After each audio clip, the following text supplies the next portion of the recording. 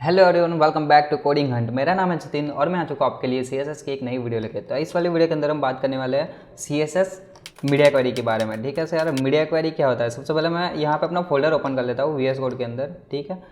तो open with code, तो ये वीएस कोड में मेरा फोल्डर ओपन हो जाएगा। ठीक है।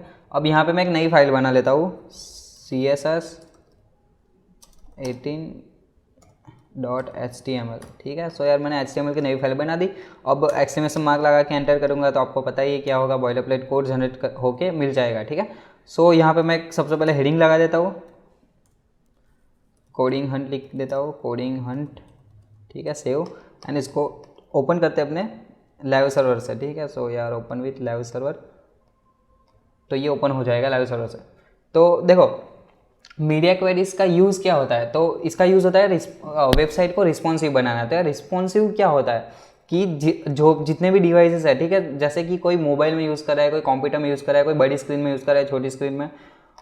सारी की सारी स्क्रीन साइजेस पर हमारी जो वेबसाइट है वो कैपेबल होनी चाहिए कि एकदम परफेक्टली दिखे। ठीक है। तो यही चीज़ करने के लिए हम मीडिया क्वेरी का यूज़ करता है कि अलग अलग ब्रेक पॉइंट्स देंगे हम कि भाई अगर 800 पिक्सल हो जाए विड्थ, तब ये मतलब चेंजेस करा दो। ठीक है। कोई भी हमारा एलिमेंट रहेगा उसके अंदर कुछ चेंजेस करने हैं तो ऐसे हम करवा सकते हैं।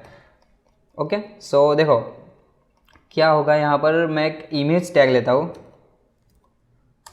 हाँ, इमेज ले लेता हूँ और यहाँ से कोई इमेज उठा के लाते हैं हम। सो ये वाली इमेज अगर आ रही है तो ठीक है, सेव इमेज एज डेस्कटॉप, और अपना CSS वाला जो फोल्डर था उसके अंदर मैं कर देता हूँ सेव। ठीक है, हो गया। अब ये जो हमारी इमेज थी मैं उसको यहाँ पे लेके आता हूँ, layer1.png। तो इसको हम यहाँ पर देखते हैं।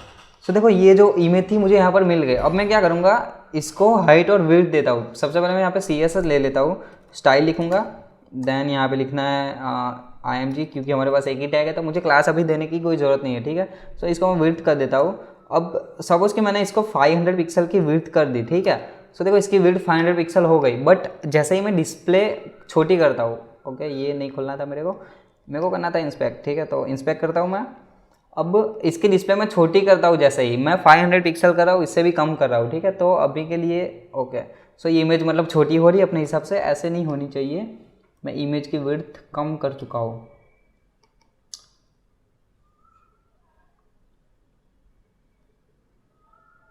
ओके, रिफ्रेश भी किया मैंने, 1 मिनट।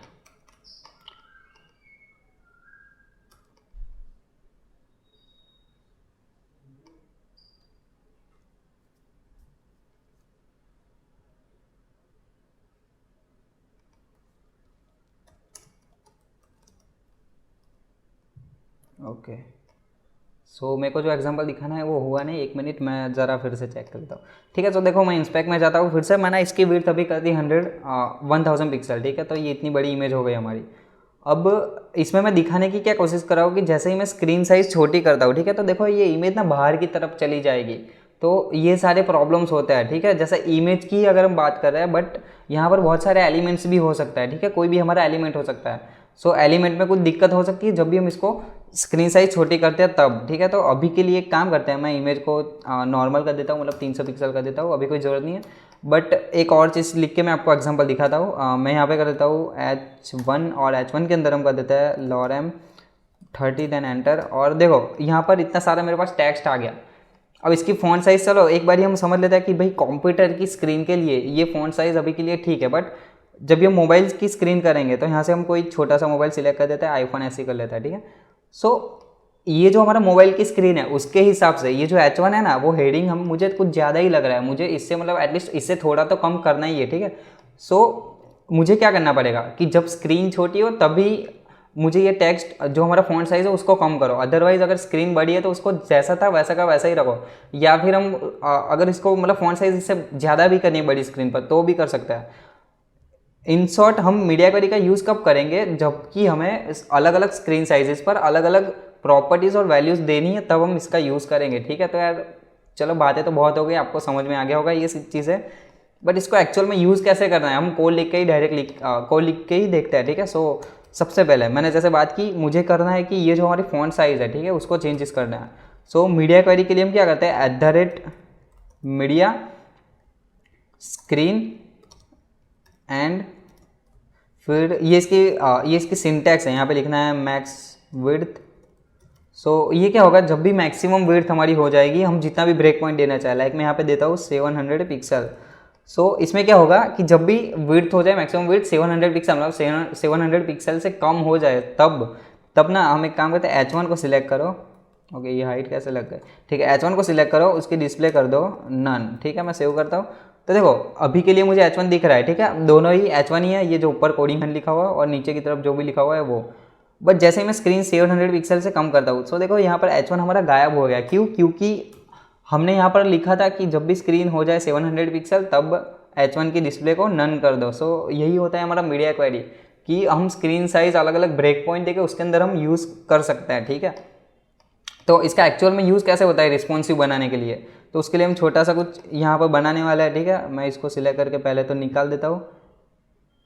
हाँ, इसको निकाल दिया मैंने। अब कोडिंग हंट को रखता है। ठीक है, यहाँ पे डॉट कंटेनर लेता है, उसके अंदर लेता है 3 div। ठीक है, डॉट कॉल 1 2 3। अब देखो इन तीनों को हम सिलेक्ट करते हैं। पहले तो मीडिया क्वेरी के अंदर नहीं करना, हमें बाहर की तरफ करते हैं। डॉट कॉल को मैं सिलेक्ट करता हूँ और उसकी विड्थ कर देंगे हम 33.33% एंड बैकग्राउंड कलर कर देंगे रेड। ठीक है, और एक काम कर सकते हैं, बॉर्डर दे देंगे, बॉर्डर कर देंगे 1 पिक्सल सॉलिड ब्लैक। सो देखो इसको मैं बंद कर देता हूँ। ठीक है, तो यहाँ पर देखो ऐसे कुछ हमें दिख रहा है। अब मुझे ये कंटेनर जो था उसको भी सिलेक्ट करना पड़ेगा और इसके अंदर कुछ लिखना भी पड़ेगा, तब जाके वो सही से दिखेगा। क्योंकि जब भी उसके अंदर कुछ होता नहीं है लिखा हुआ, तब तक हमें वो एलिमेंट अच्छे से दिखता नहीं है। ठीक है, तो देखो अभी कैसे दिखेगा, वो नीचे की तरफ आ रहा है। ठीक है, तो हमें कंटेनर को सिलेक्ट करके उसको हमें साइड बाय साइड लाना है। ये सारे जो हमारे कॉलम्स है उसको साइड बाय साइड लाना है। तो कंटेनर को सिलेक्ट करके हम क्या करेंगे, फ्लैक्स या फिर ग्रिड का यूज़ कर सकते हैं। तो अभी के लिए जो हमने बेसिक सीखा था फ्लैक्स का, वही यूज़ करने वाले हैं। सो मैं डॉट कंटेनर उसको सिलेक्ट करूँगा, उसकी डिस्प्ले कर देंगे हम फ्लैक्स और सेव करते हैं और यहाँ पर जाता है। सो देखो यहाँ पर क्या हुआ, ये जो हमारे कॉलम थी वो साइड बाय साइड आ रही है। बट अभी जैसे कि कॉलम के अंदर कुछ भी लिखा रहेगा। ठीक है, सो समझो कि हमारी स्क्रीन जब तक कि 700 पिक्सल है तब तक सही दिख रही है, बट जब उससे कम हो रहा है, ठीक है, तब इसके अंदर जो कुछ भी लिखा हुआ था वो बाहर की तरफ जा रहा है, तब वो ओवरराइड हो रहा है। ठीक है, ओवरलैप हो रहा है। तब हम क्या करेंगे, तब मीडिया क्वेरी का हमें यूज़ करने की ज़रूरत पड़ेगी कि उसके अंदर जो भी चीज़ है उसकी फ़ॉन्ट साइज़ कम करो, या फिर कोई इमेज है तो इमेज की साइज़ कम कर दो। ठीक है, सो जब भी मोबाइल की स्क्रीन हो जाए तब इसको एक दूसरे के नीचे की तरफ ला दो, ऐसा ही हमें कुछ करना है। सो हम क्या करेंगे, देखो हम मीडिया क्वेरी का यूज़, हाँ ऊपर की तरफ हमने कर ही दिया है। ये जो हमारा कंटेनर था उसको मैं उठा के ऊपर ले जाता हूँ, यहाँ पर सेव करता हूँ और यहाँ पर अलग से सिलेक्ट करेंगे। चलो H1 की डिस्प्ले हमें नन नहीं करवानी, इसको निकाल देते हैं। डॉट कंटेनर, उसको मैंने सिलेक्ट किया और उसमें कर देते हैं हम फ्लैक्स डायरेक्शन कॉलम। ठीक है, सो फ्लैक्स डायरेक्शन कॉलम क्या होता है, वो कॉलम में डिवाइड कर दे देगा, वो एकदम नीचे की तरफ चला जाएगा। बट अभी देखो कॉलम तो ये हो गया, बट जैसे ही मैं स्क्रीन छोटी करता हूँ तब भी वो एकदम छोटा सा ही दिख रहा है। ठीक है, वो जो हमारी कॉलम थी वो क्यों हो रहा है, क्योंकि हमने यहाँ पर विड्थ डिफाइन करके रखी है कि उसकी विड्थ होनी चाहिए 33.33%। बट हम क्या करेंगे, जब भी मीडिया क्वेरी का यूज़ करता है तब, ओके विड्थ को मुझे पहले लिखना पड़ेगा डॉट कॉल और उसके अंदर मैं लिख देता हूँ विड्थ 100%, इसको निकाल देता हूँ 100%। अब सेव। देन अभी देखो, अभी मैं जैसे इस स्क्रीन को छोटी करता हूँ तो वो एक दूसरे के नीचे और पूरी विड्थ लेके आ रहा है। सो हमें यही काम करना होता है मीडिया क्वेरी की मदद से। तो देखो जब भी स्क्रीन बड़ी होगी तब ऐसे आ रहा है साइड बाय साइड, और जब भी स्क्रीन छोटी होगी तब हम क्या करेंगे, नीचे की तरफ आ रहा है। अब यही नहीं कि बस हम उसको विड्थ ही चेंज कर सकते हैं। ठीक है, हम यहाँ पर कोई भी हमारी CSS की प्रॉपर्टी को यूज़ कर सकते हैं, उसकी वैल्यू को चेंज कर सकते हैं या फिर नई प्रॉपर्टी लगा सकते हैं। ठीक है, ऐसा ये सारी चीज़ें हम कर सकते हैं, या फिर पुरानी प्रॉपर्टी लगाई हुई है उसको अनसेट भी कर सकते हैं। सो एक सिंपल सा एक और हम एग्जांपल ले लेंगे। यहाँ पे मैं लिखूँगा बॉडी को मैं कर देता हूँ बैकग्राउंड कलर रेड कर देता हूँ। ठीक है, तो ये मैंने इसका बैकग्राउंड कलर रेड कर दिया। पर जब भी मैं स्क्रीन साइज मेरी 700 पिक्सल से कम हो तब बॉडी को सिलेक्ट करो एंड उसका बैकग्राउंड कलर कर दो ब्लू। ठीक है, ये एकदम सिंपल और सबसे बेस्ट एग्जांपल है जिससे आपको पता चलेगा कि क्या हो रहा है एक्चुअल में यहाँ पर। Okay save. तो देखो स्क्रीन साइज़ बड़ी है तब क्या हो रहा है, वो रेड कलर दिख रहा है बैकग्राउंड, और स्क्रीन साइज 700 पिक्सल से कम है तब अलग ही वो हो रहा है कलर। ठीक है, सो देखो मीडिया क्वेरीज हम मल्टीपल भी यूज़ कर सकते हैं। ठीक है, ये कॉन्सेप्ट भी क्लियर कर देता हूँ। इसके लिए मुझे फिर से लिखना पड़ेगा @media स्क्रीन एंड यहाँ पे लिखेंगे मैक्स विड्थ, और मैक्स विड्थ इस बार ही हम कर देते हैं 400 पिक्सल। सो जब भी 400 पिक्सल हमारी विड्थ हो जाएगी तब बॉडी को सिलेक्ट करके उसका बैकग्राउंड कलर कर देंगे हम ग्रीन। ठीक है, सेव। एंड अब देखते हैं, देखो जब मैं 400 पिक्सल से कम कर रहा हूँ तब इसका बैकग्राउंड कलर ग्रीन हो गया, जब भी बड़ी स्क्रीन है तब रेड, फिर ब्लू, देन ग्रीन। तो यही है हमारा मीडिया क्वेरी। इससे हम क्या कर सकते हैं आपको समझ में आ गया। ठीक है, हम वेबसाइट को रिस्पॉन्सिव बनाने के लिए यूज़ करते हैं कि अलग अलग ब्रेक पॉइंट पर हम अपनी वैल्यूज़ को चेंज करवा सकते हैं। ठीक है, CSS की। तो यार आई होप आपको सारी चीज़ें समझ में आ गई। ठीक है, आपको वीडियो पसंद आया तो वीडियो को लाइक करो। अगला वीडियो भी आपने नहीं देखा तो हमने वेरिएबल के ऊपर बना के रखा है। ठीक है, और भी वीडियोज़ है, हमारे HTML की भी सीरीज़ पूरी हो गई है।